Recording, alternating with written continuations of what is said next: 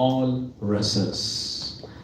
And that is what is our goal of the study of the Srimad Bhagavatam, to come to that realization.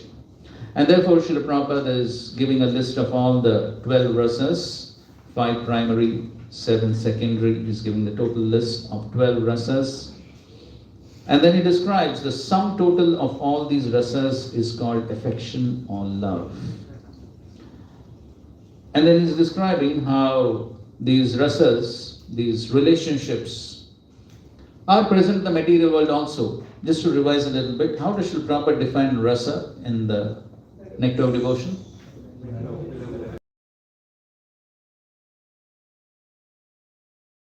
It's also not an exact translation. He says this. There's no better words, so therefore, not close to the meaning, but actually the actual meaning. That's what Srila Prabhupada writes. They're on the 20th chapter of Nectar of Devotion. He writes this one. But in any case, how does he define? Yes. So he defines the rasa as, and is giving all those examples of impetus. And that is what Srila Prabhupada quoted Marshall, the economist, and he is needed for our development. Yes, the impetus for economic development. That is Marshall economics. And therefore, it's commonly known that, especially in India, if a boy is not very active, not very enthused to work like an ass, then parents say, get him married. Because when he gets married, then that family life will push him to work hard. So the materialists accept this. It's a law of economics. So the point is that the relationship is what pushes a person to perform activity. That is what is the impetus, the inspiration. And that is what material world is all about. Only relationships on different platforms. But as we were discussing yesterday, why do the relationships exist in the material world?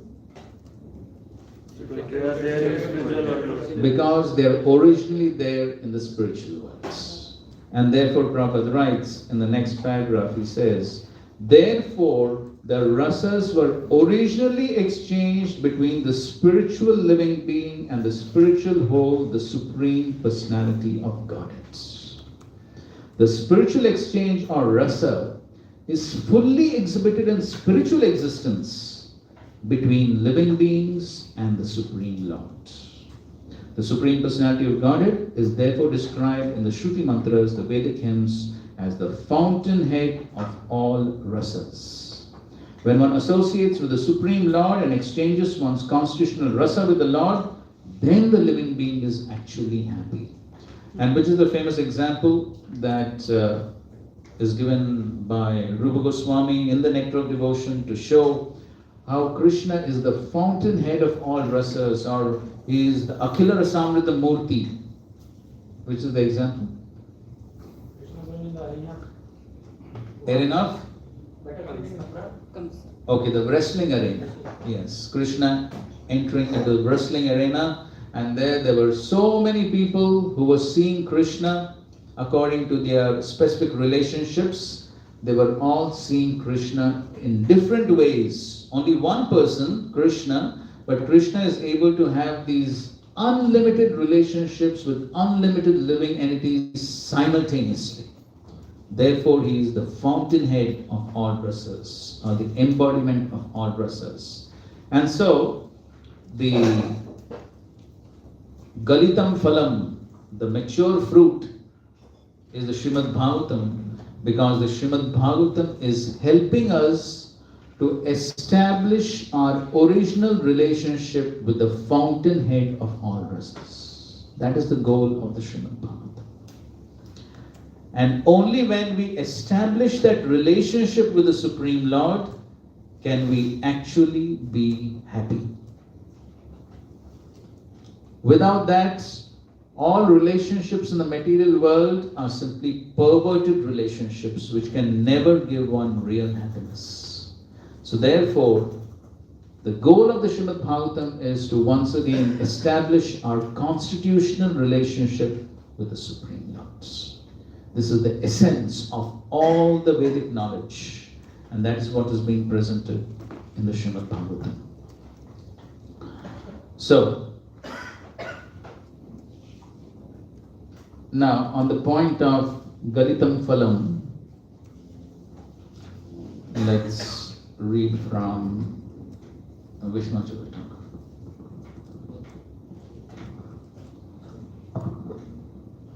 Okay, please read. Galitam means that it falls down of its own accord when ripened on the tree, not by force.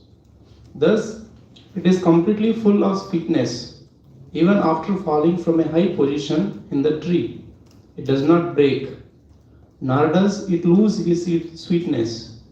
That is because it comes down from the highest position, from Narayana, to the branch of Brahma, then to the lower branch of Narada, then to Vyasa, and finally to the mouth of Sukha. Thus, without being damaged, it is endowed with liquid sweetness like honey. The parrot Sukha has even made an opening in the fruit with his beak for bringing out the sweetness. Moreover, having been fasted by him, tasted by him, the fruit becomes even sweeter. Moreover, it remains unbroken, coming down step by step from the branch of Suta and others. What is implied here is that without the Guru Parampara, one cannot drink Bhagavatam in its unbroken form, just by trying to taste it through use of one's limited intelligence. Okay, thank you. So, now you find exactly the same points are expressed by Srila Prabhupada. So going down the purport, leaving a paragraph, somebody read this. In this shloka, it is definitely stated that. In this shloka, it is definitely stated that spiritual rasa, which is relished even in the liberated stage, can be experienced in the literature of the Srimad Bhagavatam, due to its being the ripened fruit of all Vedic knowledge. By submissively hearing this transcendental literature, one can attain the full pleasure of his heart's desire, but one must be very careful to hear the message from the right source.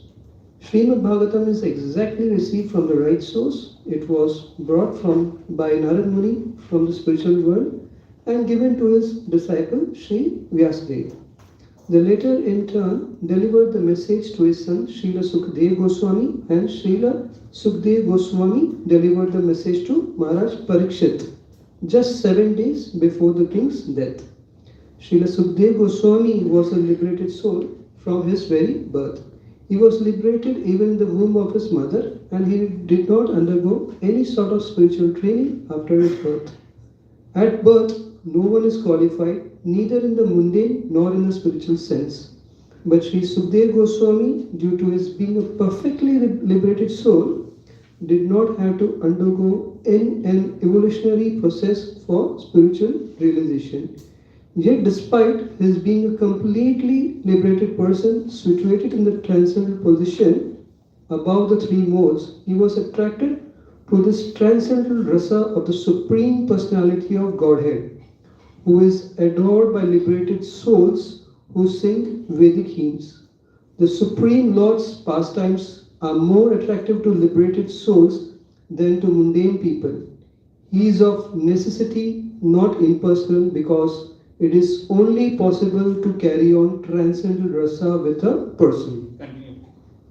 In the Srimad Bhagavatam, the transcendental pastimes of the Lord are narrated, and the narration is systematically depicted by Sri Sukadeva Goswami. Thus, the subject matter is appealing to all classes of persons, including those who seek liberation and those who seek to become one with the Supreme Whole. In Sanskrit, the parrot is also known as Sukha, When a ripened fruit is cut by the red beaks of such birds, its sweet flavor is enhanced. The Vedic fruit, which is mature and ripe in knowledge, is spoken through the lips of Srila Sukhdev Goswami, who is compared to the parrot not for his ability to recite the Bhagavatam exactly as he heard it from his learned father, but for his ability to present the work in a manner that would appeal to all classes of men. A little more. The subject matter is so presented through the lips of Srila Sukhdev Goswami that any sincere listener that hears submissively can at once relish transcendental tastes which are distinct from the perverted tastes of the material world. The ripened fruit is not dropped all of a sudden from the highest planet of Krishna Lok. Rather, it has come down carefully through the chain of disciplic succession without change or disturbance. Foolish people who are not in the transcendental disciplic succession commit great blunders by trying to understand the highest transcendental rasa, known as the rasa dance, without following in the footsteps of Sukhdev Goswami, who presents this fruit very carefully by stages of transcendental realization. Okay, fine. Okay. So, Srila Prabhupada is presenting the same points as Vishwanath Chakravarti Thakur, and that is why it is called Galitam Phalam, and how the sweetness of the fruit is maintained. So he says, Galitam means that it falls down of its own accord when ripened on the tree, not by force. Thus it is completely full of sweetness. So these days that's rare, isn't it? They don't allow the fruits to ripen naturally on the tree. Therefore, very difficult to get really sweet fruits, isn't it? Now the mango season is coming, but then we know how mangoes are ripened these days. So they're plucked when they're raw and artificially ripened. So really, they're not really sweet, isn't it? You don't get the natural taste when it's actually ripened. But here, this Galitam Phalam is ripened on the tree. Which is this tree? The tree of the Parampara. So because it is ripened on this tree, therefore it is full of sweetness. And even when it falls down, it does not lose its sweetness because it is coming down stepwise from one person to the other. So therefore, it doesn't break. The fruit is not all of a sudden dropped from the tree down so that it breaks. No, it's coming down in parampara. And thus, without being damaged, it is endowed with liquid sweetness like honey. And then especially, as both the acharyas are making the same points, and that is the fruit has also been tasted by the beak of Shuka Mukhat. And I heard this actually from some devotees. One devotee who was brought up in a village was telling me that so in their childhood, the father would specially give them those fruits which have been tasted by a parrot. So that portion would be cut, and then the rest of the fruit would be eaten, because the parrots have that special ability to know which fruits are especially ripe and sweet. So the fruits have gone through the test of knowing which are the sweet ones. So therefore, now what does it mean? Shuka Mukhat. What does it mean that the fruit has been tasted by Shukadev? And Prabhupada is very precisely explaining. Shukdev Goswami was compared to the parrot not for his ability to recite the Bhagavatam exactly as he heard it from his learned father, but for his ability to present the work in a manner that would appeal to all classes of men. That is the meaning of the message coming down in parampara becoming sweeter. Because as it comes down the parampara, the different acharyas, they add their own realizations, maintaining intact the message, the original message of the scripture, but they add their realizations. And what is exactly meant by realization, that Srila Prabhupada is describing very precisely in the first verse of the 4th chapter. So we'll discuss it at that time. But what is the meaning of realization, which Prabhupada gives there, is exactly the same what he's saying here. And that is, the message becomes appealing to all classes of men. It becomes appealing because the Acharya adds his realizations to make it appealing. So just like, if you take just this purport, this commentary, now you can see, this is the message of Vishwanath Chakravarti Thakur, and you can see Srila Prabhupada's purport is almost the same, correct? It's almost the same. But there is one thing which Srila Prabhupada has added, which is not there in this commentary. And that is in the next paragraph.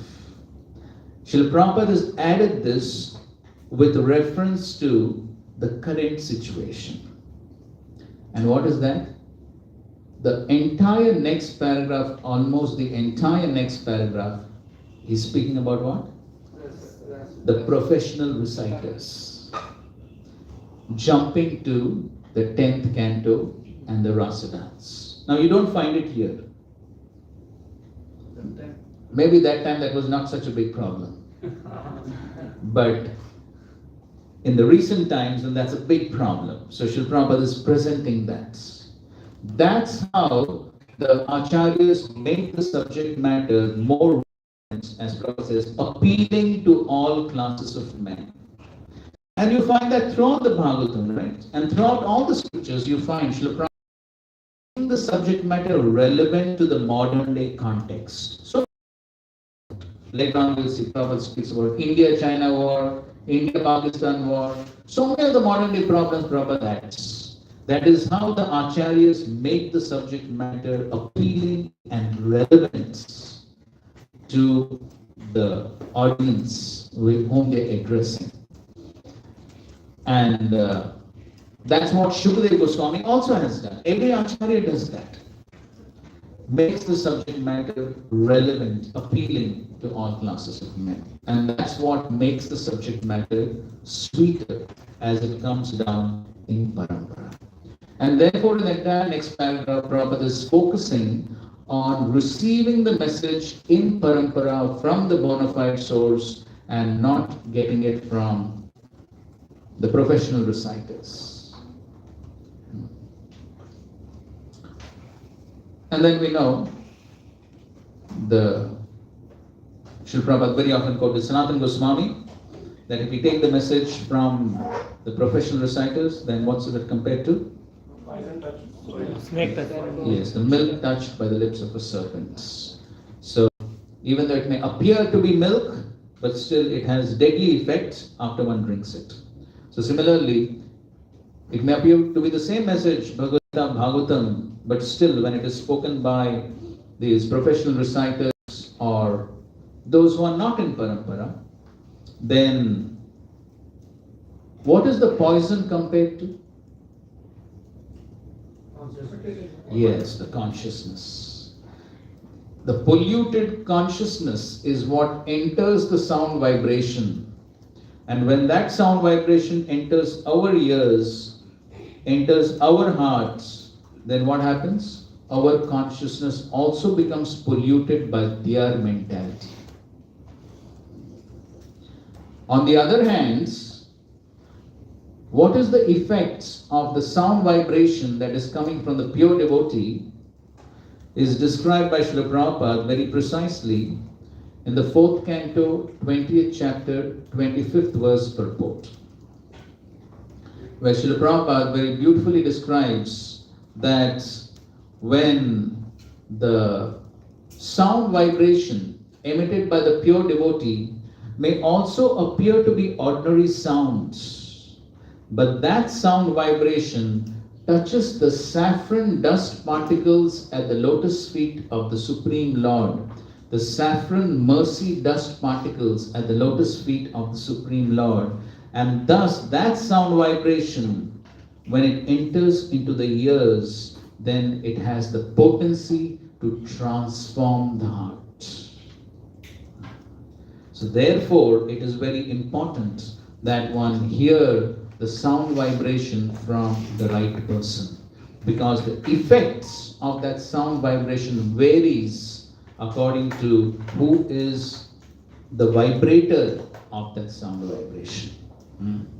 So this is the meaning. So if one wants to get the full experience of the Galitam Phalam, the mature fruit, the sweetness of this mature fruit, if one wants to experience it, then one has to get it in parampara. Then one can experience it. So, Shuka Mukhad Amrita Drava Samyutam.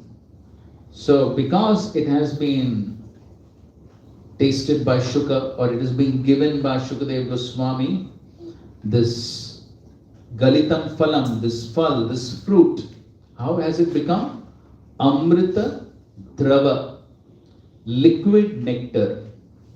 Amrita means nectar, and Drava, in the word to word Prabhupada translates it as semi-solid and soft, and therefore easily swallowable.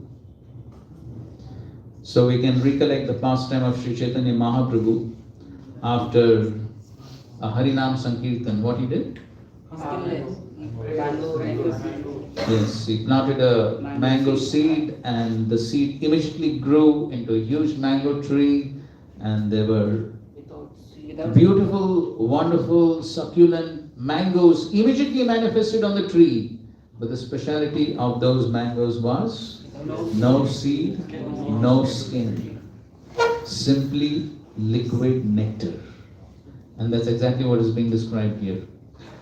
Amrita Drava, so semi-solid, soft, easily swallowable.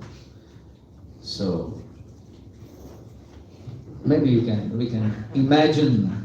These days, very difficult to get something like that, even though the mangoes are there. But so Samyutam again he translates as perfect in all respects, the perfect message. So therefore, this fruit one does not have to eat.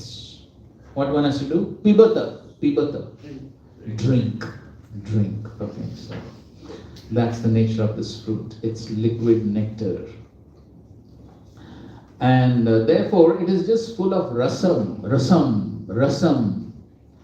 Prabhupada translates that as juice, that which is relishable. It's juice, it's liquid, one can drink it, relish it.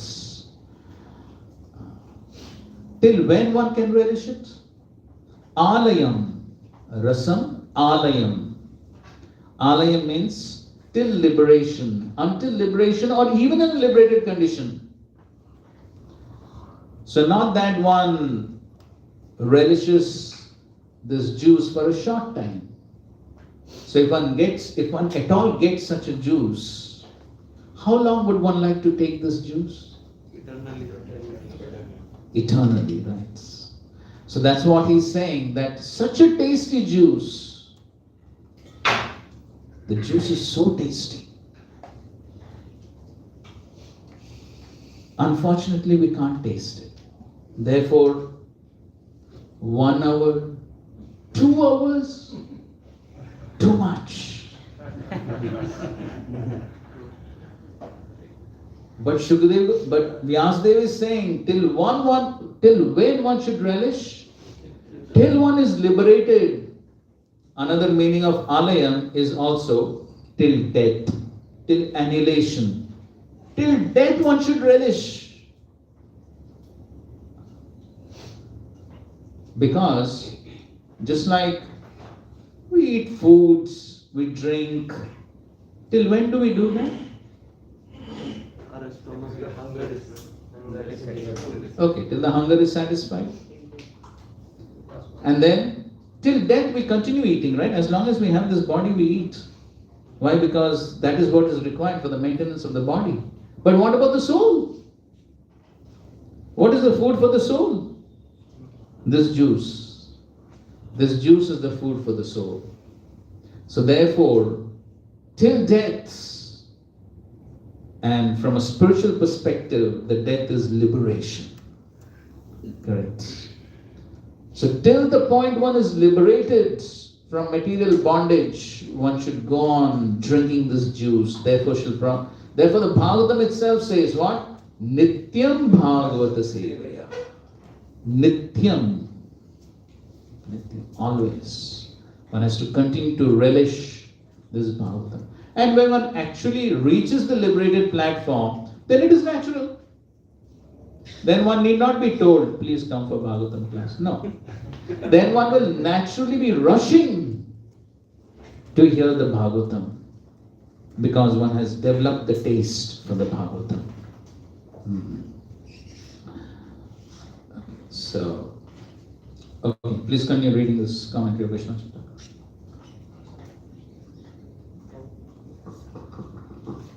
How should the fruit be consumed? That is explained. One should drink it, for this fruit is the essence of taste, rasam, devoid of skin, seed, and other objectionable parts. Laya means liberation, sayujya, or attaining the conditions of salokya, srishti, samipya, and sarupya. The word alayam then means that the fruit extends beyond these types of liberation, because Bhagavatam is famous for glorifying the Lord's pastimes. Or Laya can refer to the 8 Sattvika Bhava called Pralaya, fainting. One should drink until one develops the 8 symptoms up to the final one, fainting. Though one will not be able to drink the nectar when one has fainted. When the fainting wears off, one again awakens to consciousness and begins drinking until one faints again. One cannot give up drinking. Thus, the word muhur continuously is used, or muhur can have another meaning. Though one has drunk it, by again drinking it, one develops more relish for it. This is surprising. Aho, O knowers of rasa, rasika, this refers only to the devotees, for they develop rati, bhava, which becomes the sthayi bhava. In that position, they can taste the rasa of Bhagavatam. Jnana yogis and karma yogis cannot claim this position. O auspicious persons, Bhavuka, you are most auspicious, and all others are inauspicious.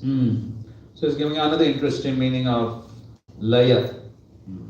So up till one develops the ashtasattvic vikar, the ecstatic symptoms, and the final one is fainting. So till that point, keep on drinking the Bhagavatam. And when one faints, again get up, again drink, again faints, again drink. So in this way, keep on drinking this juice of the Bhagavatam. So in this way, until liberation, until death, until one develops ecstatic symptoms, one has to continue to relish the Bhagavatam. But of course, till the point one develops the taste, then as an austerity, as a regulation, one has to continue to hear the Bhagavatam. So therefore, one may say, I don't have the taste. I don't have the taste to continue to drink. Once in a while I can drink, it's okay. But continuously drinking, that's what he's saying. Muhur means continuously one should drink.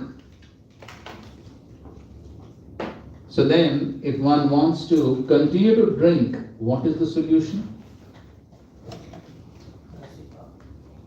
He develops more relish to drink. Yes, in the association of Rasikas. So, Bhuvi Bhavukaha. So therefore, one has to become Bhavukaha. Bhavuka, Prabhupada is translating as expert and thoughtful. So one has to become expert and thoughtful. So what is the expertise by which one can relish? That Rupa Goswami is describing in the 7th verse of the Nectar of Instruction. So what is Rupa Goswami saying in the 7th verse? Sya Krishna Nama Charitadi Sitapya Vidya Pitto Patapta Rasanasya Narochikano Kentvadarap Anudinam Kalusaiva Jushta Swadvi Kramad Bhavati Tatkadamola Hantri. So here Rupa Goswami is saying yes, no taste. Why? Pitto Patapta Rasanasya. The tongue is coated with pitta, with bile. So therefore there is no taste for the sugar candy. What is the solution? Continue to take. But here, what is Rupa Goswami saying? Kintu adarat anudinam. There are two qualifications here. Adarat. How does Srila Prabhupada translate the word adarat? That is the literal meaning. How does Srila Prabhupada translate it? Say? Attention. That's how Prabhupada translates it as. He translates it as attention, attentively. So therefore, if we want to develop a taste for hearing the Bhagavatam, there has to be a quality to the hearing. And the principle applies everywhere. The more we are attentive in doing something, we become expert in that. Correct? If one wants to learn driving a car, the more one is attentive in learning, the more one will become expert. If one is not attentive, it's difficult to become an expert. So the same principle applies here. Therefore, in the previous verse we read, what is the word? What is the qualification for the Lord to become locked up in the heart? Shushushubi. Shushushubi. And we saw the 5 aspects of Shushushubi. What are they? Submissive. No challenging spirit. Anxious to hear. Sincerely hear. Proper guidance. And you see, Srila Prabhupada keeps repeating these things again and again. Just see in this purport how many times the word submissive has been used. See? Right in the first paragraph, Prabhupada says, considering all this, patient and submissive hearing is definitely essential. Then again he says, with great respect and attention, one should receive the message and lessons imparted by the Srimad. So 4 things Prabhupada is saying. To taste this cream, the Galitam Phalam, to taste it. 4 things Prabhupada is saying here. What? Patient, submissive, respect, attention. So you see, so many qualifications are being mentioned. So one has to be patient also to understand.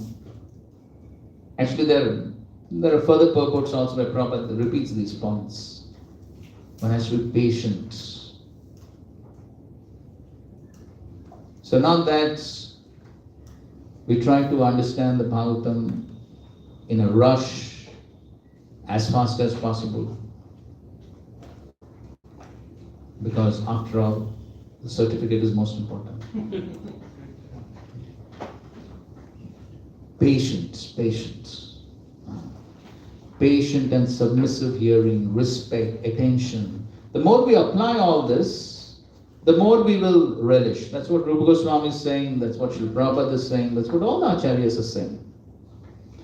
Just like here, Vishwanath Chakravarti also says the same thing. So towards the end of this commentary here, he says, one cannot drink Bhagavatam in its unbroken form just by trying to taste it through the use of one's limited intelligence. One cannot taste the Bhagavatam by one's limited intelligence. So, simply by trying to somehow study the Bhagavatam on one's own, somehow finishing it, no, one won't be able to understand much. There is a process. The process needs to be followed. Then one can understand. Then one can relish. So therefore, all these points Srila Prabhupada is emphasizing. And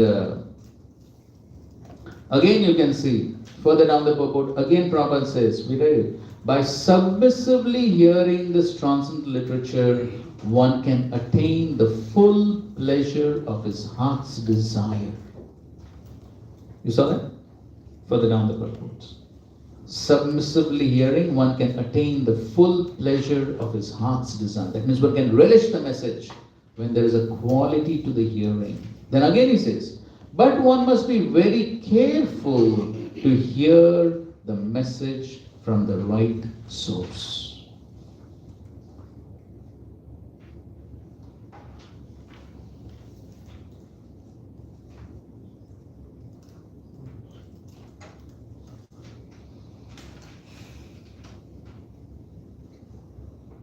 And then, again, in the next paragraph, the subject matter is so presented through the lips of Srila Shukadeva Goswami that any sincere listener that hears submissively can at once relish transcendental tastes which are distinct from the perverted rasas of the material world. You see, how many times the same things are being repeated? So here again, sincere listener hears submissively. So again and again you see there's a repetition of the quality of hearing. It is that quality which actually helps us relish the message. And relishing Bhagavatam means relishing Krishna, because Krishna is not different from the Bhagavatam. And so therefore, the important point is this quality, how one reads, how one hears is very, very important. And finally, Srila Prabhupada concludes the purport again on similar points. Srimad Bhagavatam is so carefully presented that a sincere and serious person can at once enjoy the ripened fruit of Vedic knowledge simply by drinking the nectarian juice through the mouth of Shukadeva Goswami or his bona fide representative. Again here, what is it saying? Sincere and serious.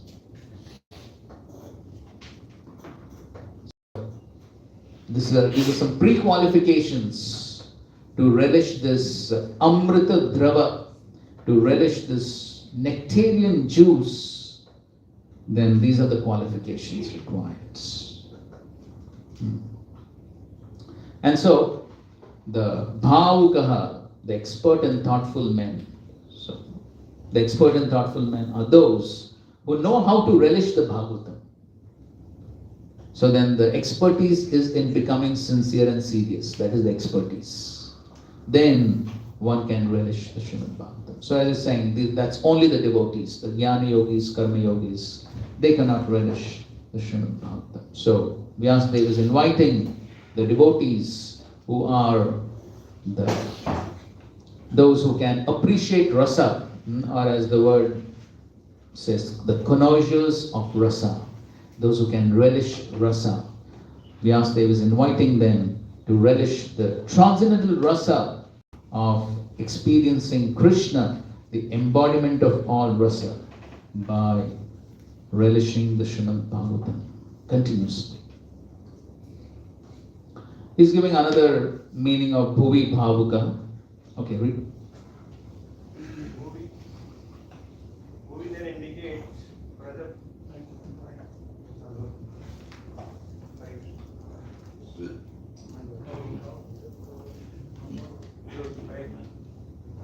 Bhuvi then indicates Raja Bhumi, Bhavuka, and Rasika indicates the dear gopis.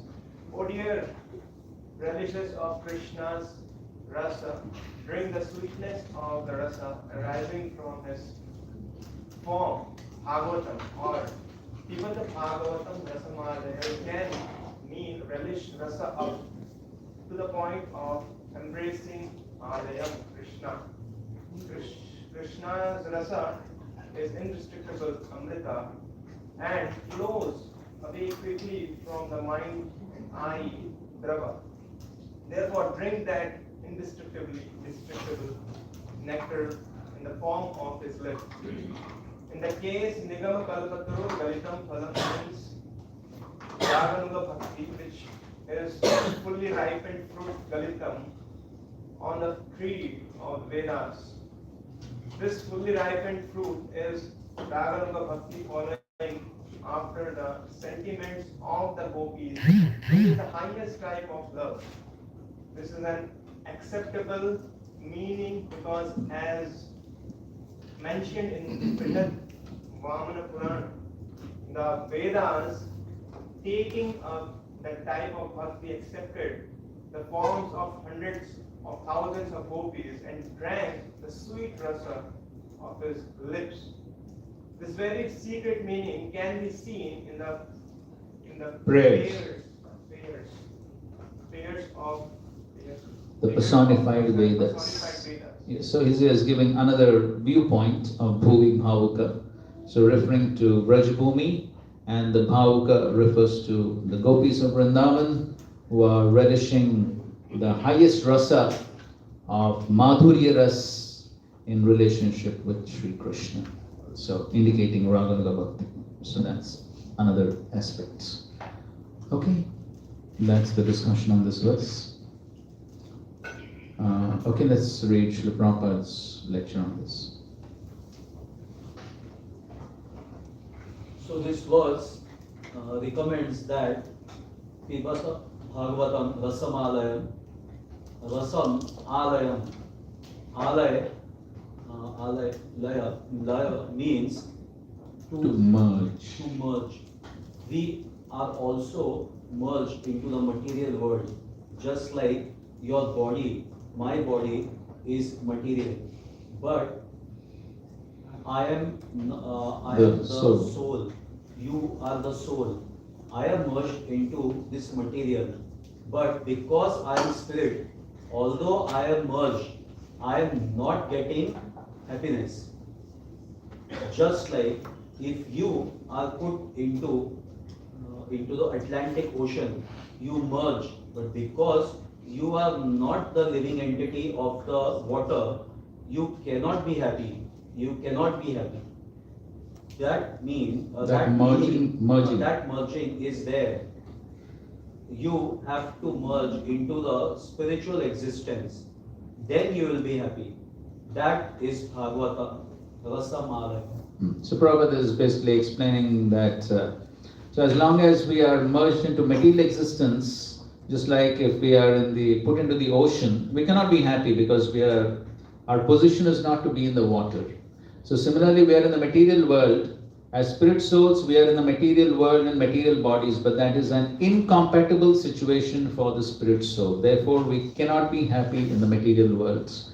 So, therefore, if we have to relish the spiritual rasa, then we have to become liberated from material existence. So, that's the meaning of laya. Laya means to get liberated. So, one has to get liberated from the material existence, then one can actually relish the spiritual rasa. Okay, any questions or clarifications on this verse? Yes. Submissive hearing means we heard like sincere means or no material means. Submissive means. As we were discussing in the morning, submissive means not thinking, oh, I already know. So submissive means one is, as we also gave the example of Sri Chaitanya Mahaprabhu, how he presented himself before his spiritual master. So when one has that mood, I am simply a fool, I do not know anything, let me hear this attentively, because what I am hearing is so important.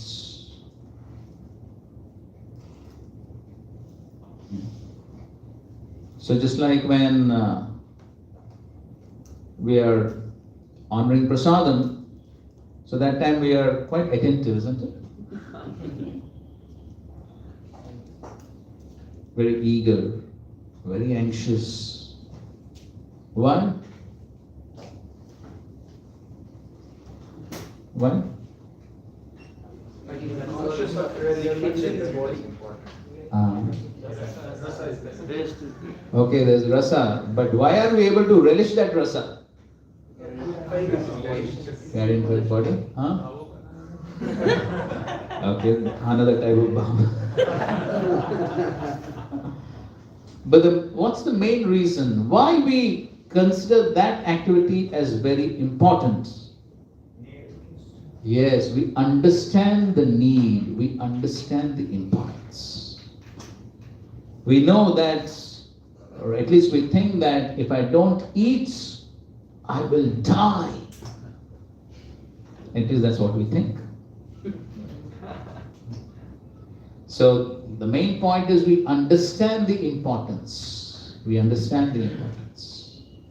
But then we fail to understand that there could also be spiritual death. Without this rasa, there could also be spiritual death.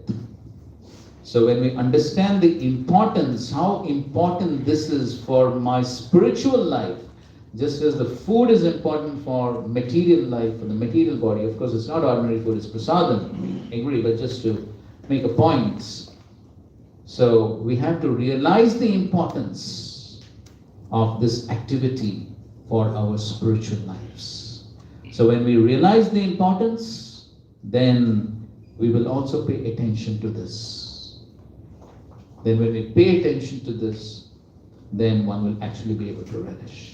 That's what Rupa Goswami is saying. Kintu adarant anudinam kalusai vachishta. Then one can be free from the disease of avidya. Okay, anything else? But in the Mangalacharana, we were discussing that it has three components: Vastu, Nidesh, Pranam and Ashirvad. So we can see the first verse is like Pranam. Yes, yes, Second verse is like Vastu, Nidesh. yes, yeah, And this is like Ashirvad. yes. So Looks like. Nobody has said it like that, but looks like. Like when we saw the Chaturthi Thakur's explanation, another thing about explanation like how gopis are relishing Krishna. So this is like fully on the rasa part. He has given multiple meanings like that, or he has given only this meaning. For this verse, yes, given this meaning. Seems to be like not part of Ashirvad. It's like See, first of all, that's what. So, first of all, this is Ashirvad, this is Pranam. This sort of exact meaning has not been given by the Acharyas. So, though Krishnadas Kaviraj Goswami in the Chaitanya Charitamrita presents that these are the general purposes of any Mangalacharan. That's what he has presented. But in terms of these three verses, that these three verses specifically represent those three purposes of a Mangalacharan, has, to my knowledge, has not been presented by the Acharyas that way. But we hear that these are the Mangalacharan. Yes, that has been told. That has been told that this is Mangalacharan of Vyasadeva, and so the Mangalacharan is supposed to present those three aspects. That is also understood. But exactly this verse is Ashirvad, this verse is Pranam, this verse is Vastu Nirdesh, that has not been presented by the Acharyas. But we can sort of guess that those purposes of Mangalacharan have been fulfilled by these three verses. But to attribute a verse to a specific purpose has not been specifically delineated by the Acharyas. And so therefore we cannot impose boundaries on the Acharyas that yes, this verse is only for Ashirvad, you can't speak something else. No, there's no limitation like that. You have the point? So if the Acharya wants to present some other aspect, that's fine. He has given any other explanations also for this verse? Doesn't look like, doesn't seem. Yes. Okay. Anything else? Good. So we're proceeding with. So this is the initial three introductory verses, the prelude to the Srimad Bhagavatam. And so now we are going to the next section, which is 4 to 8 is the next section, setting the scene for the Bhagavatam to be spoken. Okay, let's go to the whole verse. नैमिषे निमिष क्षेत्रे ऋषय शौनकादयः सत्रं स्वर्गाय लोकाय सहस्र सममासत. Once in a holy place in the forest of Naimisharanya, great sages headed by the sage Shaunaka assembled to perform a great 1,000-year sacrifice for the satisfaction of the Lord and his devotees.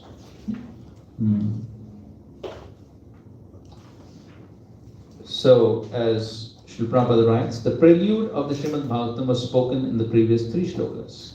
Now, the main topic of this great literature is being presented. Srimad Bhagavatam, after its first recitation by Sri Shukadeva Goswami, was repeated for the second time at Naimisharanya. In the Vayavya Tantra, it is said that Brahma, the engineer of this particular universe, contemplated a great wheel which could enclose the universe.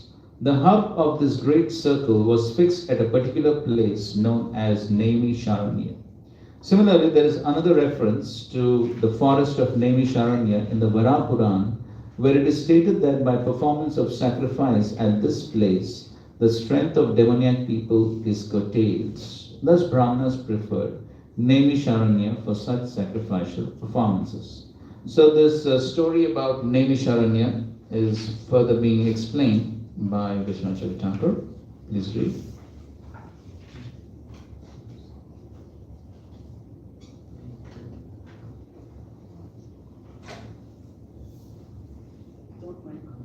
Brahma created a wheel in his mind. The ring of a wheel is called a nemi. That place where the ring or nemi fell off, Shiryate. Shiryate is called nemish or namis. Why you cannot describe this? This mental wheel created by me will be released. The place where the ring comes off will be favorable for performing austerities. Having said this, and having created the wheel brilliant like the sun in his mind, and offering his respects to it, Brahma released that great deity, the wheel. The rich joyous Brahmanas, offering respects to the Lord of the universe, then journeyed to the place where the ring of wheel fell off. That forest became known as Namish and is worshipped by the sages. Okay, so Brahma created a mental wheel, released it to find a favorable, suitable place for the performance of sacrifices. And so the rim of the wheel fell at Naimisha. So therefore, and there's a forest, so that's called as Naimisharanya. Continue, please.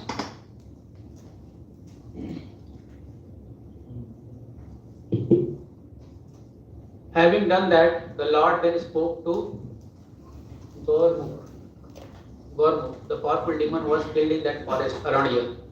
Quickly in a moment, Nimis. Thus this place is called the Naimisharanya. It will be very suitable for Brahmanas in the future. Okay, so this is another pastime. So this demon was killed in the forest in a moment, Nimisha. So therefore, Naimisharanya. Okay. By using this word with this meaning, it is suggested that one should reside in this place for quickly killing the enemies such as material desire. In the beginning, Shaunak and other sages were attached to Sakam Karma. Thus the verse indicates they performed sacrifice for attaining Swarga. It is well known, however, that by hearing and contemplating various Puranas and other scriptures from Romaharshan, they become inquisitive about spiritual life. By association with Sut Goswami, Ugrasravas, they developed a small taste for bhakti. Okay, so initially they were simply attached to Sakam Karma, the performance of Karmakanda sacrifices and all that. But by association with Sutta Goswami, they developed a taste for hearing the Bhagavatam. Okay, continue. When they took up bhakti, then their inquisitiveness became weakened, and performance of sacrifice for attaining Swarga became false. That is indicated in the following.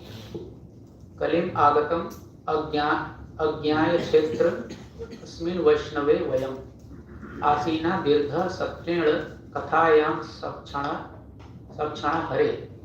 Knowing well that the age of Kali has already begun, we are assembled here in this holy place to hear at a great length the transcendental message of the Lord, and in this way perform sacrifice for the Lord. Srimad Bhagavatam 1.1.21. The power of bhakti is indicated by the cessation of attachment to prescribed duties, which arose in them from hearing Bhagavatam. Okay, continue. There is another meaning to Swarg, however. Swarg means glorified, giyate. In Swargaya, who is praised in Swarg, like the name Urugaya, who is greatly praised, indicates the Lord. His lok is Vaikuntha, and therefore Swargaya Lokaya means for going to Vaikuntha of the Lord. Animisha, not blinking. This verse refers to Vishnu because in Srimad Bhagavatam 1.1.21, quoted above, the sages themselves identify the place as Kshetri Asmin Vaishnave, a place of Vishnu. They applied themselves asat to performing karma, pious prescribed actions, satram, which were to last for 1,000 years. Samah. Swargaya Lokaya. So you can see Srila Prabhupada also in the word-to-word meaning, he translates Swargaya as the Lord who is glorified in heaven. And Lokaya, and for the devotees who are always in touch with the Lord. Okay, so that's the meaning of Swargaya. So Swargaya is basically referring to the Lord. So they assemble to perform 1,000-year sacrifice for the satisfaction of the Lord and his devotees. So that's the meaning of Swargaya Lokaya.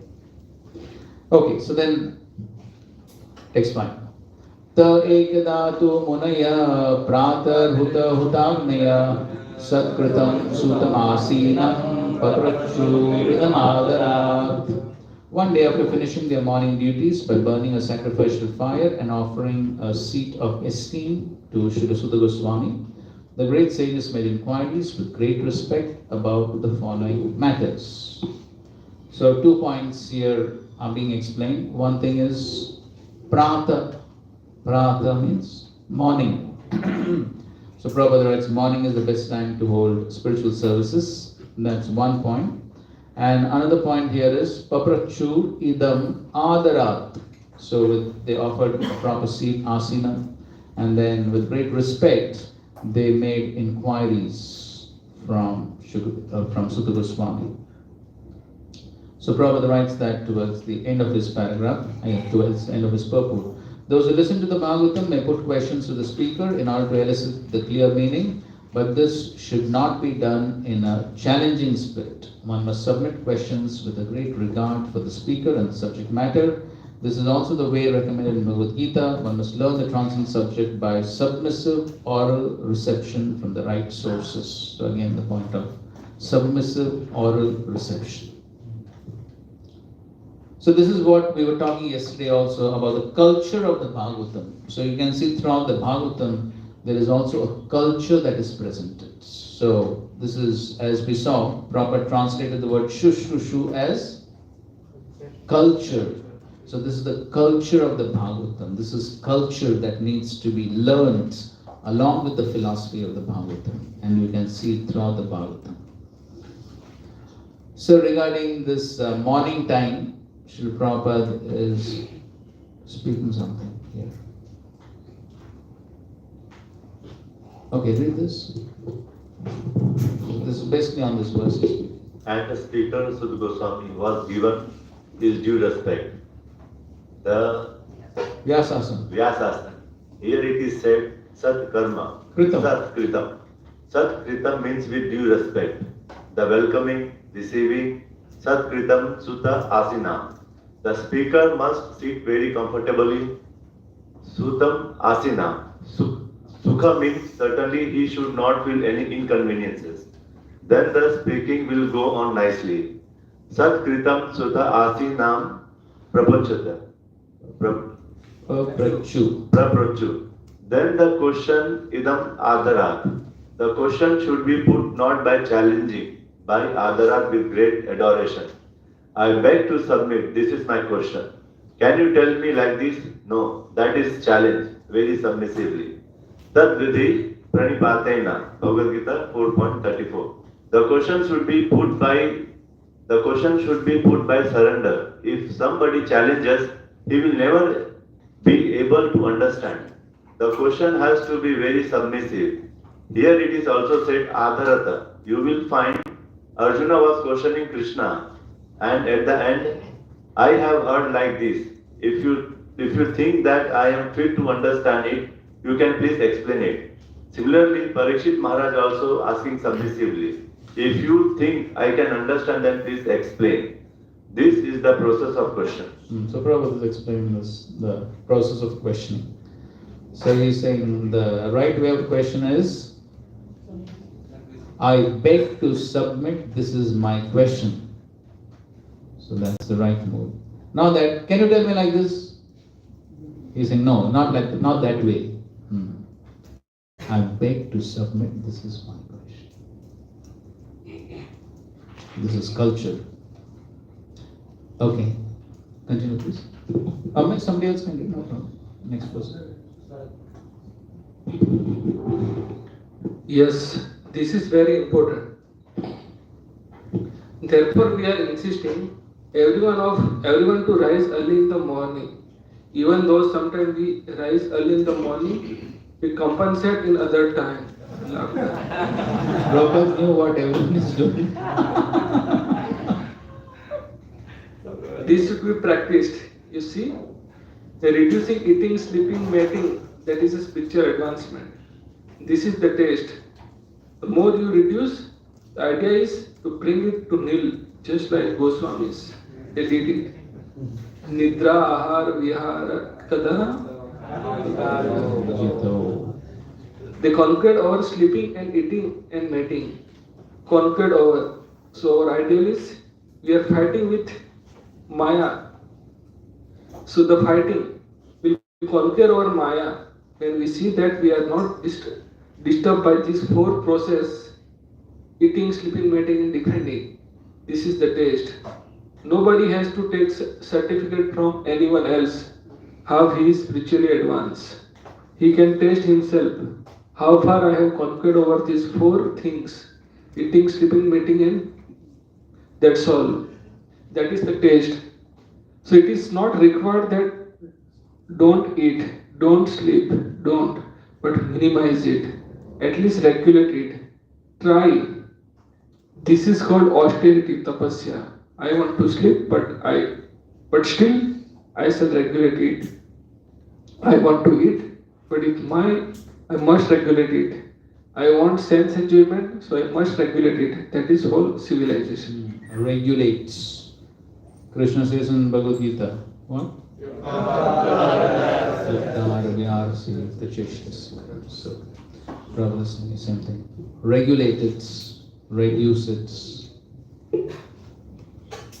Okay, this is the next verse.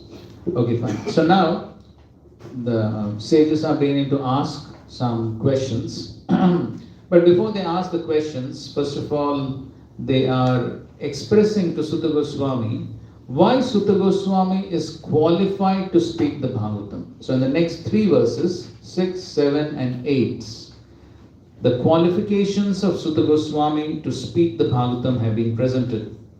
And in each of these verses, there are 2 qualifications. So total 6 qualifications of Sutta Goswami have been presented. Okay, so you can look out for these qualifications, 6 qualifications. Take 6. Rishaya uchu tvaya puranani setihasani chanaga akhyatanyaphi aditani dharma shastrani yanyuta. The sages said, respected Sutta Goswami, you are completely free from all vice. You are well versed in all the scriptures famous for religious life, and in the Puranas and the histories as well, for you have gone through them under proper guidance and have also explained them. So what are the qualifications mentioned here? Anagha, that's the first qualification, freed from vice. And what's the other qualification? Proper guidance. Akyathani aditani. You have read and explained. Well read and explained. That's the second qualification. Akyathani aditani. So, and that's what Srila Prabhupada explains in the purport. He's talking about a Goswami, and then he says, no one should be allowed to sit on the Vyasasana, or before that, sorry. A Goswami must be free from all these vices before he can dare sit on the Vyasasana. No one should be allowed to sit on the Vyasasana who is not spotless in character and who is not freed from the above mentioned vices. Then who will dare to sit on the Vyasasana? At least not me.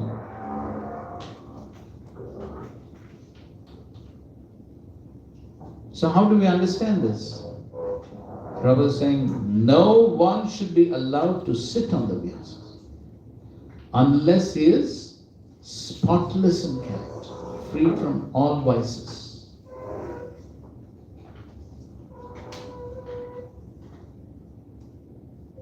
So if we are not,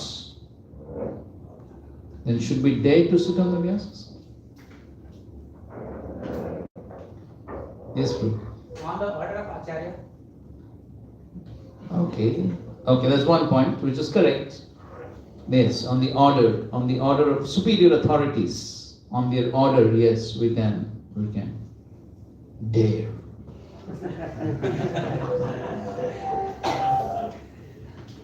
Any other understanding? Yes. One who is attempting to free from such vices. Yes, one who's sincerely trying, one who's sincerely attempting to become free from the vices, yes. And so both the points are very valid. So one who's sincerely trying and he also receives instruction. Then yes, then one can at least try, yes. The other point is, he not only should be free from all such vices, but must also be well versed in all the revealed scriptures of the Vedas.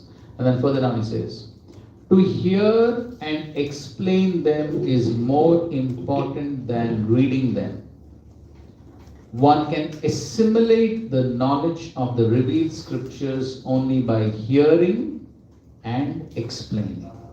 Hearing is called Shravan, explaining is called Kirtan. The two processes of Shravan and Kirtan are of primary importance to progressive spiritual life. Only one who has properly grasped the transcendental knowledge from the right source by submissive hearing can properly explain the subject. So somebody would like to explain this. One can assimilate the knowledge of the revealed scriptures only by hearing and explain. Previously, it says to hear and explain is more important than reading.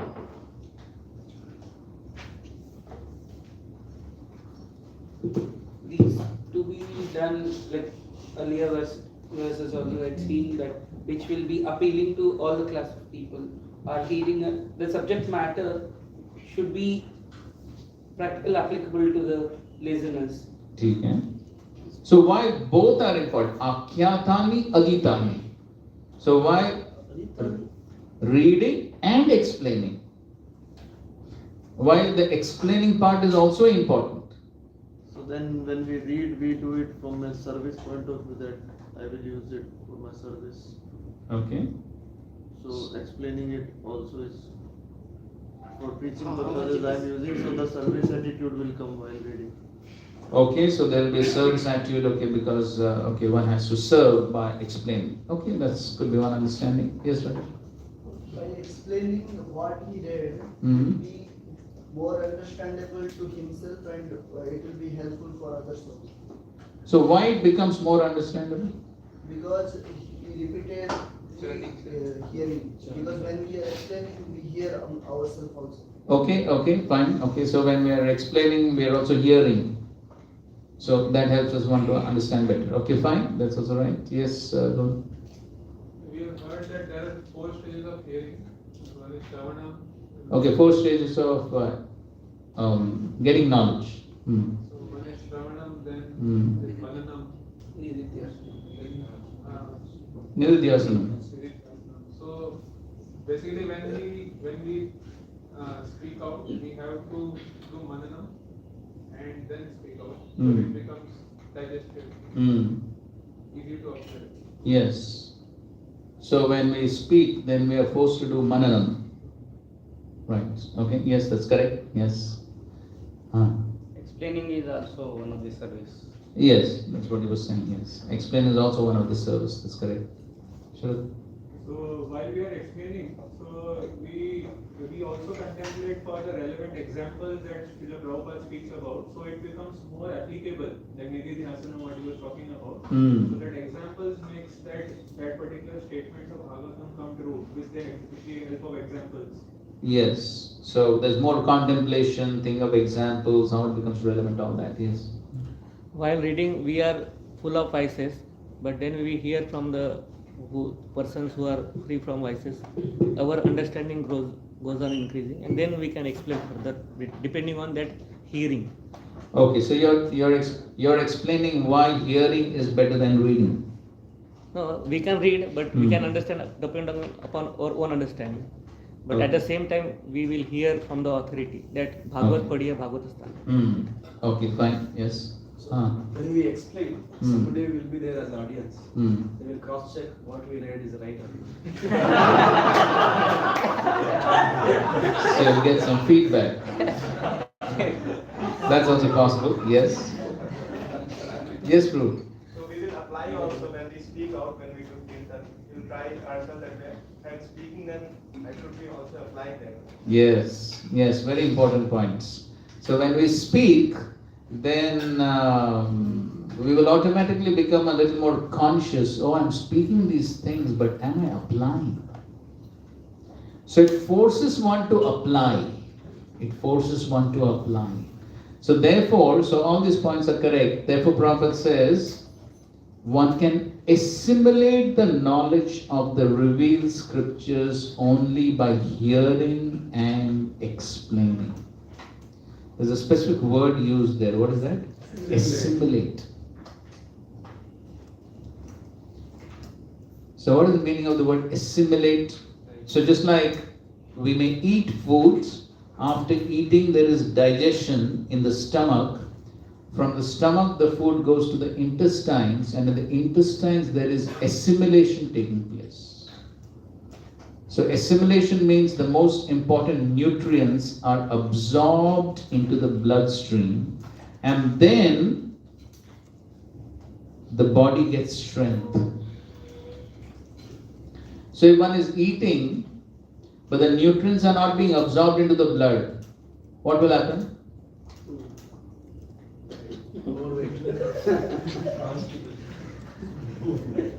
That's needless to say.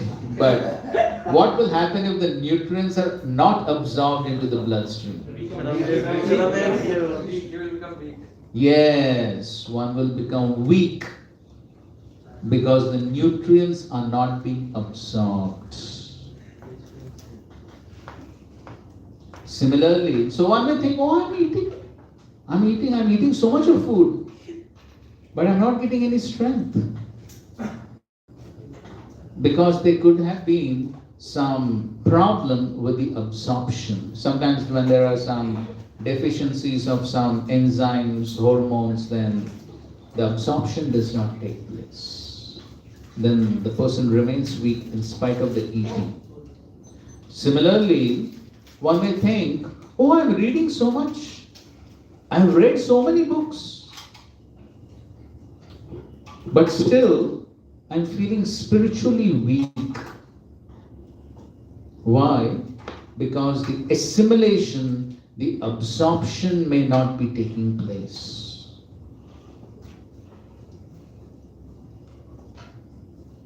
So therefore, Prabhupada writes this, a very similar point. In fact, he uses the same word, assimilates, in the 9th chapter of the Bhagavad Gita, first verse purport. Srila Prabhupada writes the same word, assimilates. One must assimilate the subject matter. So, for the assimilation to take place, then, first of all, one must hear. How one must hear, that we have sufficiently discussed. What should be the quality of hearing? And then, after one hears, as Prabhu was saying, the Shravanam, then some Mananam has to take place. Mananam means contemplation. So when one contemplates on what one has heard, then one will think. Contemplation means one is thinking, okay, what have I heard? How to apply what I heard? What could be the challenges in the application? So some contemplation should take place. Otherwise, if there is no contemplation that takes place, then we ask someone, okay, what did you hear in class today? Sometimes we find after a class somebody comes, very nice, very nice. Okay, what was nice?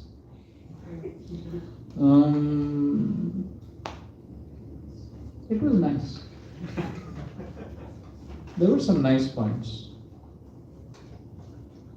That means what? One has not assimilated anything. One has not got anything. Some sound vibration has gone inside, but one has not got anything. No assimilation has taken place. Why? Because there has been no contemplation. So if we contemplate, okay, what did I hear in the class today? So if some contemplation takes place after the class, then one will remember. Then one will try to apply. Then when one tries to apply what one has heard, then the third stage takes place. That is Nididhyasana.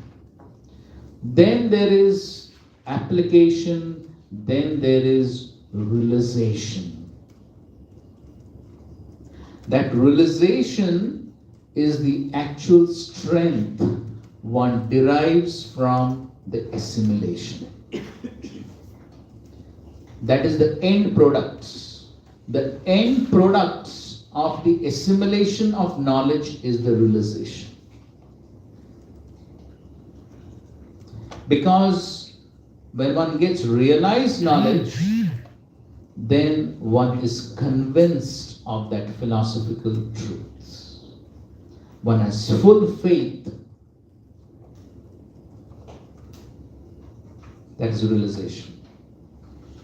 So as one senior devotee put it, one drop of realization is more valuable than tons of information.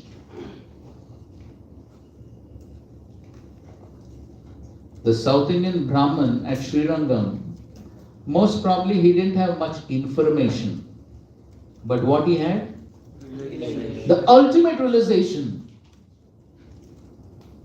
that Krishna is the Supreme Personality of Godhead. He got that ultimate realization. So then, what did Mahaprabhu say? You were the one who understood. Yes. Then Mahaprabhu gave the certificates. Without going through any course, he got the final certificate. By whom? The speaker of the Bhagavad Gita itself gave the certificate. Said, you have actually understood the Bhagavad Gita. That is the realization. So therefore, when one hears, contemplates, applies, then one can actually speak. And then when one tries to speak, so all this, so when one has to give a class, then we all have that experience, correct? So we may just sit in a class, hear very casually, but when we ourselves have to give a class, what happens? Then automatically we become more serious. Then automatically we try to understand the subject matter more deeply because we don't want to be a fool in front of others. So then automatically there's some contemplation taking place on the subject. Then automatically we also try to apply the subject matter. So all this takes place when one has to do hearing and explaining. So then one can assimilate the subject matter. Then one can get the realizations. So therefore, Akhyatani Aditani. And Prabhupada is explaining this in his lecture. Please read. You have read, not only you have read, but you have described. Description means you read something. Unless you fully assimilate, understand, you cannot describe it. So two things. Simply reading will not help us. When we shall be able to preach the reading matter, doesn't matter whether in the same language or in my own language. It doesn't matter. That is wanted. Akhyatani Adhitani. Adhitani means you have read and you have explained. Okay, so similar points as we discussed. So of course, so therefore, whenever we get a chance to explain to someone, we should take the chance. Need not be that one needs to have 1,000 people to explain. Okay. No, one person is sufficient. One person is sufficient. If we get a chance to speak to one person what we have read, then that will help us to understand the subject matter better. So it's for our own benefit. So that is the 6th verse. 7th verse. Yani Veda Vidam Shreshto Bhagavan Badarayana Anye Cha Munaya Sutta Paravara Vido Vido. Being the eldest learned Vedantist, O Sutta Goswami, you are acquainted with the knowledge of Vyasadeva, who is the incarnation of Godhead, and you also know other sages who are fully versed in all kinds of physical and metaphysical knowledge. So here, which are the qualifications mentioned? Senior. Yes. One is Shreshta, senior most. And the other qualification is?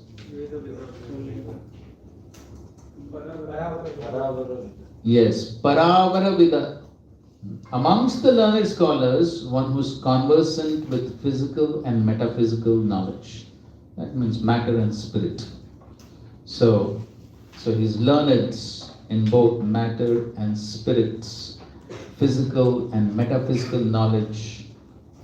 And specifically it says Paravara Vida, means amongst the learned scholars. Amongst the learned scholars.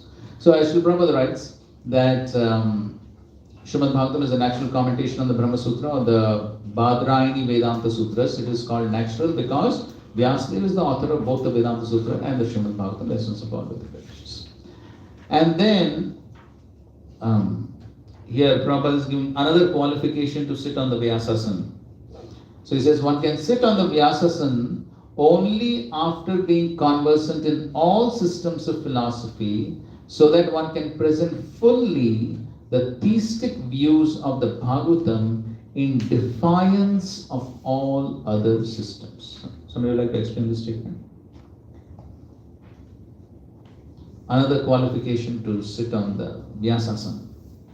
He should be considered. This is, So 6 systems of philosophies they deal with to face the audience, different kinds of people in the world nowadays. Because every philosophy people have, they all came from 6 systems of philosophy. Okay. We are expert in this, we can easily, what we previously discussed, relevant, and we can explain in relevant way. Okay, one can explain the relevant way because one has knowledge of these philosophies. Okay, good. Yes, Anshuman.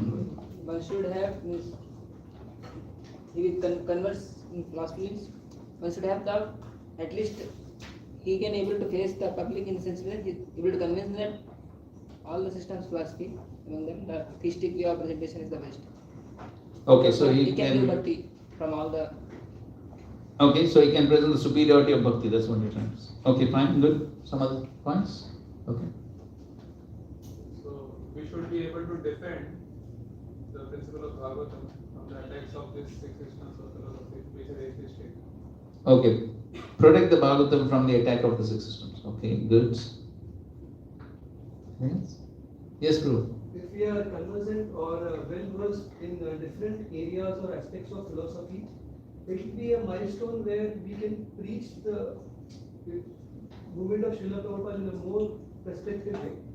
And that will be help the audience and help more people to get the knowledge of philosophy and Krishna consciousness. Because Okay. we are not well versed, like it is similarly like a Mayavadi who says that there is God, but has a different meaning to it. Okay. Fine. Okay, so yes, that's correct. So basically, as Prabhupada says, in defiance of all the other systems. That means that in order to present the superiority of bhakti or the superiority of theistic science in comparison, in defiance means in comparison to other philosophies, then one must know something about other philosophies also. Just like in the Bhagavad Gita. Why? What's the goal of the Bhagavad Gita? Bhakti. Then why Krishna presents Karma Yoga, Jnana Yoga, Ashtanga Yoga? Devotees find it so difficult to study all these things. Krishna could have presented only Bhakti Yoga section. Bhagavad Gita would have been shorter also. Ultimate goal could have been very clear. Why present all this? Why? To establish that Bhakti Yoga is superior to all of them. So, in order to present the superiority of Bhakti Yoga, then something should be said about other yogas also, na? Without a comparative analysis. Prabhupada writes this in the purport to 6.47. What's 6.47? Yoginamrita. So in that purport, Prabhupada presents this comparative analysis. This is the purpose. Comparative analysis. So, just like in the advertising industry, they use this principle, isn't it? If they want to present the superiority of their own product, what do? Yes, they compare with other products. Then the superiority becomes more magnified when a comparison is shown. Correct? So similarly, to show the superiority of Bhakti Yoga over other yoga systems, then Krishna is presenting everything. He is presenting Karma Yoga, Jnana Yoga, Ashtanga Yoga. He is presenting their different challenges, the difficulties. He is presenting all that. Correct? Then the superiority of Bhakti Yoga becomes clear. So similarly, if one wants to present how the Bhagavatam is superior to all the other scriptures, or the Bhagavatam philosophy, the Bhagavad Dharma is superior to all the other philosophies, then one must know something about other philosophies also. The atheistic philosophies, especially the Shad Darshans, which are all atheistic except the Vedanta Sutras. So that is why one should know something, just like Mayavad. Somebody was saying, jokingly saying, but it's a fact also, that there is more Mayavad in Prabhupada's books than even the Mayavadis know. There's so much Mayava. Especially in the Chaitanya Charitamrita. So much Mayavad is there. Why? To defeat. Yes, to know how to defeat. So Prabhupada presents the Mayavad philosophy and he shows how to defeat. And that's what Srila Prabhupada did. That's how he trained his disciples. Sometimes in conversations you can see that. Prabhupada would take the role of a devotee and would have one of his devotees become Mayavadi. And then Prabhupada would defeat him. And then there would be role reversal. Prabhupada would become Mayavadi, the disciple would become devotee. But in the role of Mayavadi, Prabhupada would defeat the disciple. So Prabhupada could take either roles perfectly. Why? Because he had knowledge of both. So he had knowledge of Bhakti also, he had knowledge of Mayavad also. So either ways he could defeat. But the point is, so in order to prove the superiority of Bhakti over other systems, then one should have some knowledge about the other systems. That's the reason why he says that one should have some knowledge about the other systems of philosophy also. Okay, now text 8. Vettatvam saumya tat sarvam tattvatastat anugrahat bruyum snigdasya shishyasya guruvo guhyam apyuta. And because you are submissive, your spiritual masters have endowed you with all the favors bestowed upon a gentle disciple. Therefore, you can tell us all that you have scientifically learned from them. So here which qualifications? Yes. Saumya and Snigdhasya. So Saumya means pure and simple, and Snigdha means submissive. Please read this purport. The secret of success in spiritual life is in satisfying the spiritual master and thereby getting his sincere blessings. Srila Vishwanath Chakravarti Thakur has sung in his famous 8 stanzas on the spiritual master as follows. I offer my respectful obeisances under the lotus feet of my spiritual master. Only by his satisfaction can one please the personality of Godhead.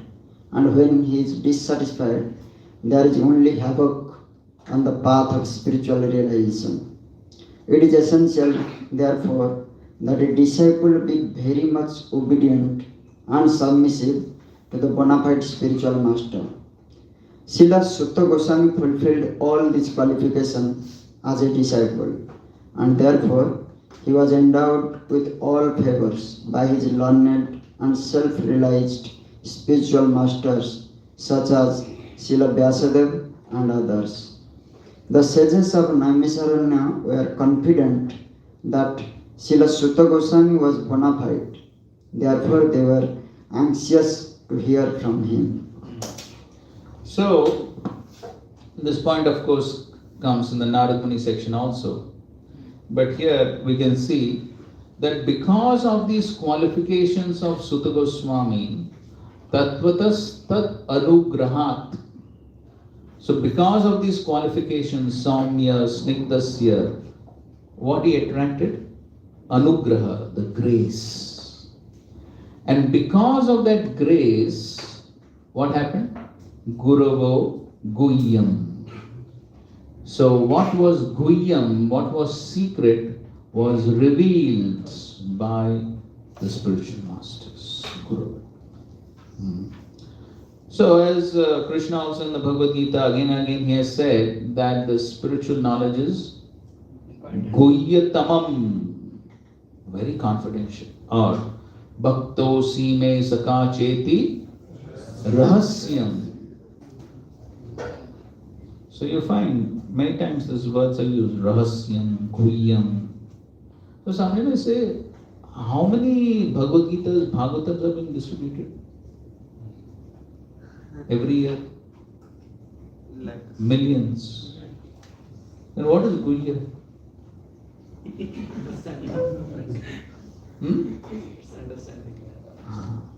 The understanding is Guhya. The realization is Guhya. As we were already discussing about the importance of realized knowledge, Jnanam Vijnanam. So, a classical purport in this connection is 6th chapter, 8th verse of Bhagavad Gita. So, you can read this purport. It's a beautiful purport where Srila Prabhupada is explaining the importance of realized knowledge. The verses talk about Jnana Vijnana Triptatma. Srila Prabhupada begins this purport by saying, simply bookish knowledge without realization is useless. That's how he begins the purport. Why? Then he quotes the verse, Adha Shri Krishna Namadi na bhavai grahyam indriya. So what we get by reading with these grahya indriya, the blunt material senses, mind, intelligence, with all these material things, what we get? Only bookish knowledge. What we get with the blunt material senses cannot help us to understand the spiritual truths. Na bhavet grahyam indriya. So then what one has to do? Sevon mukhe jivvado swayam eva spurutya. Then only when one reads, hears with purified senses, then one can understand. So therefore, one has to purify the senses. How one can purify the senses? By service. Sevo, by service. And Prabhupada goes on to explain in that purports that by serving the spiritual masters, one gets the grace. One attracts the grace. And real understanding, real realization takes place by grace. So realizations are not achieved, they are awarded. That's exactly what is being told here. Tad anugrahat, by the grace, what was guhyam was understood by Sutta Goswami. So therefore here also you can see Prabhupada in the translation he says, therefore you can tell us all that you have scientifically learnt from them. So that's the meaning of Vigyan actually. Scientific knowledge means Vigyan. So the Vigyan can be understood, the realization can be understood only by grace. Doesn't happen simply by reading. So therefore in the Guru Puja we sing every day what? Divya Gyan Hridhay Prakashita. It is revealed within the hearts. Prema Bhakti Yaha Hoite Avidya Vinash. So this is all a matter of revelation, realization. So therefore, simply bookish knowledge will not help. So we are not here simply to get bookish knowledge. Our study of Bhagavatam is not meant simply for bookish knowledge. It is meant for what? Realization. It is meant for realization. And so how will we get that realization? By pleasing Guru and Krishna. So our study of the Bhagavatam is also for what? For pleasing Guru and Krishna. That is our purpose. Because Srila Prabhupada wanted us to study, therefore we are studying. And so because our spiritual authorities have allowed us to study, therefore we are studying. If they tell us to render some other service, fine. We should be equally happy to do that. Because the realization, the actual understanding of the subject matter is not going to happen by our endeavors. It is going to happen by Tad Anugrahat. It is going to happen by mercy. So the understanding of spiritual subject matters is not possible by our own endeavors. It has to be possible by the spiritual grace that comes from the spiritual masters.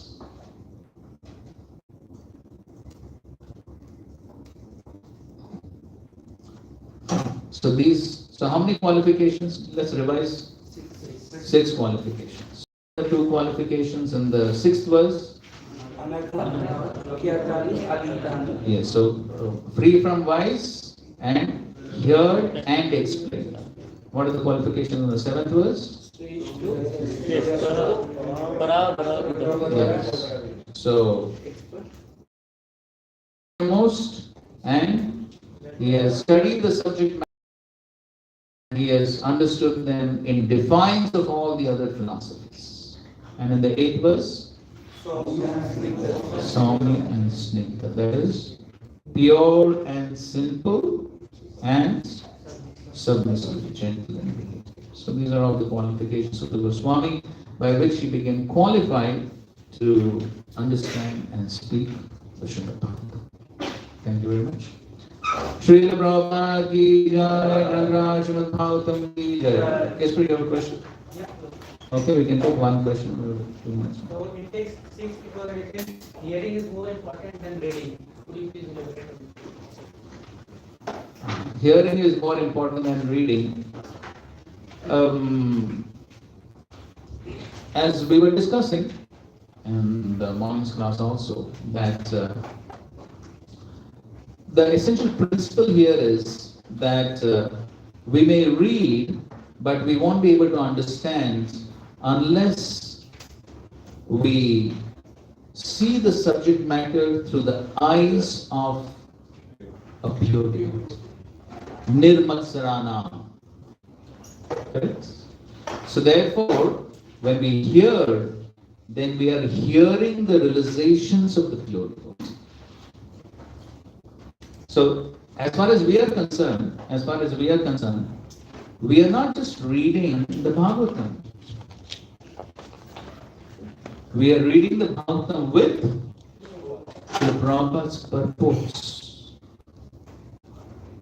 Srila Prabhupada, he has dictated his purports. So when we are reading his purports, what are we doing? We are actually hearing Srila Prabhupada. Correct? So the hearing implies hearing the subject matter from the devotee. That is it. So reading means, okay, I read the verses, I read the translations, that is reading. But then when hearing means hearing from the devotee. So though we are reading Srila Prabhupada's purports, but actually by hearing from Srila Prabhupada. So then we get the correct understanding. So one more question was question. So Akhyatani was mentioned that you explained it. So earlier also Sudha Goswami was giving.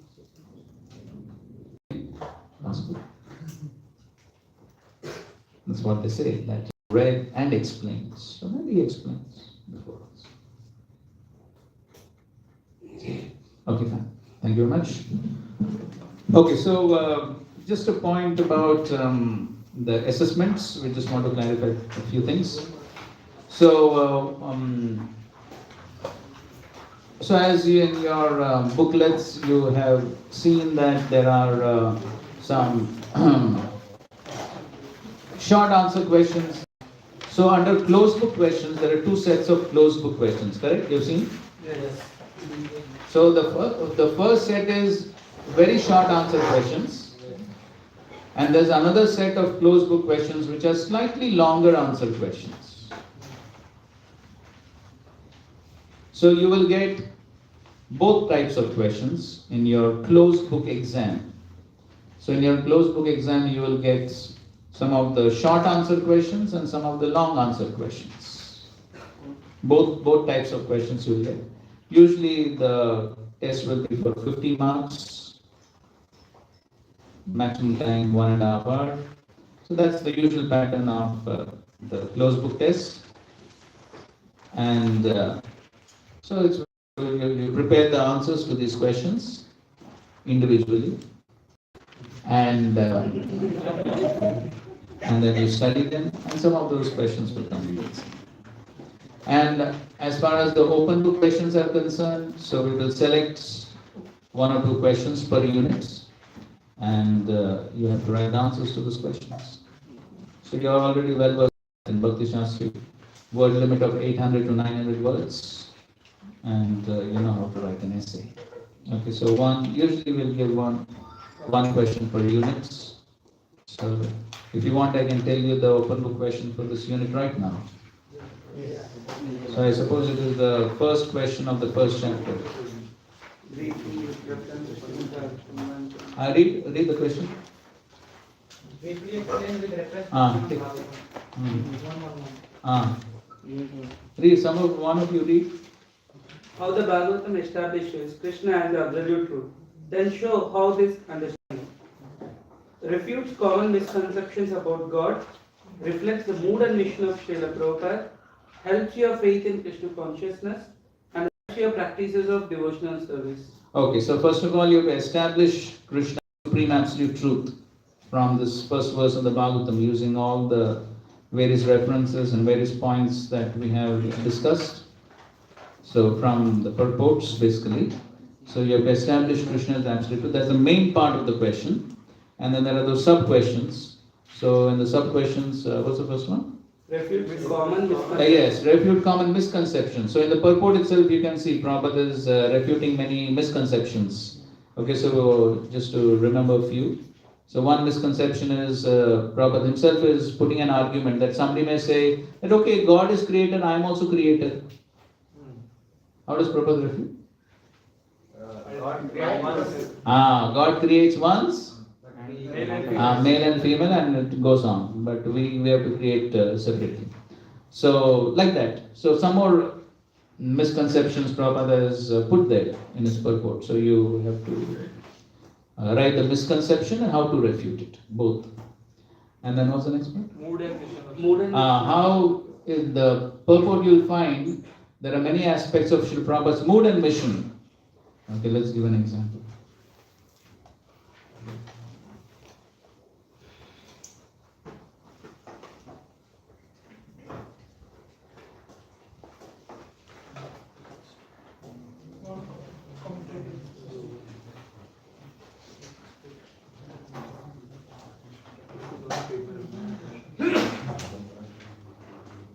So point of Prabhupada's mood and mission is Prabhupada's qualities or his mission of preaching that has been reflected in the purports. That is what you have to find out. Can you find something?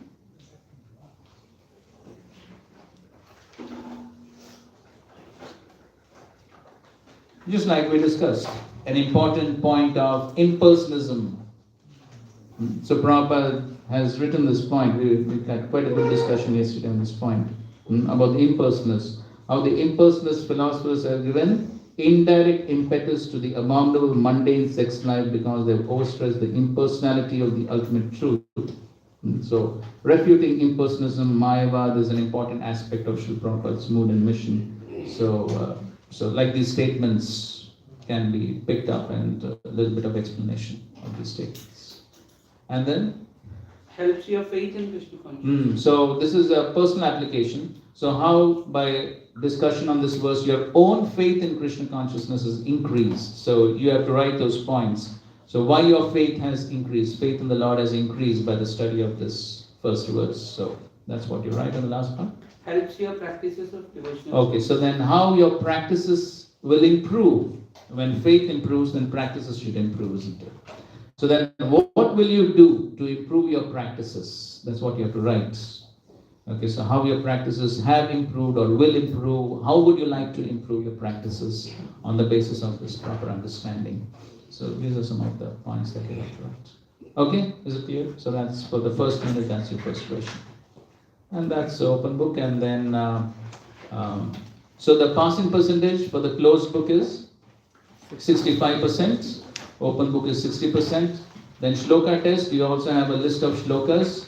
So maybe that we will decide, but we'll give certain set of shlokas we will test. Okay, maybe 10 shlokas at a time or something like that.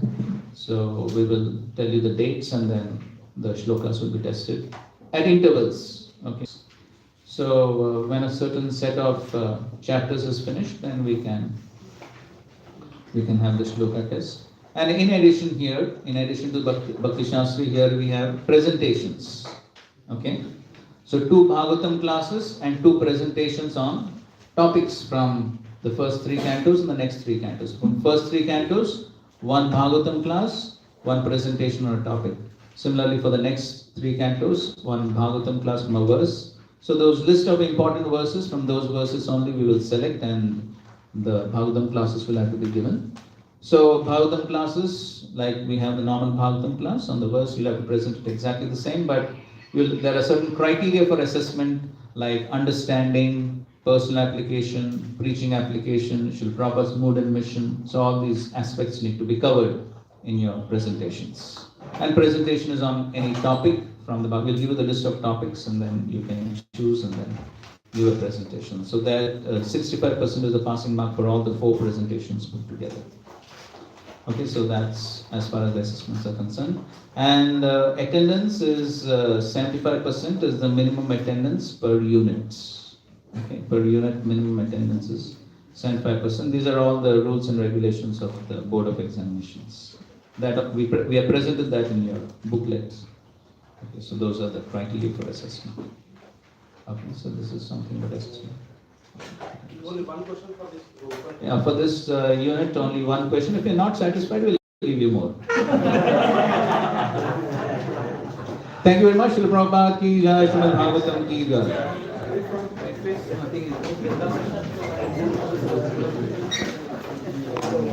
jai.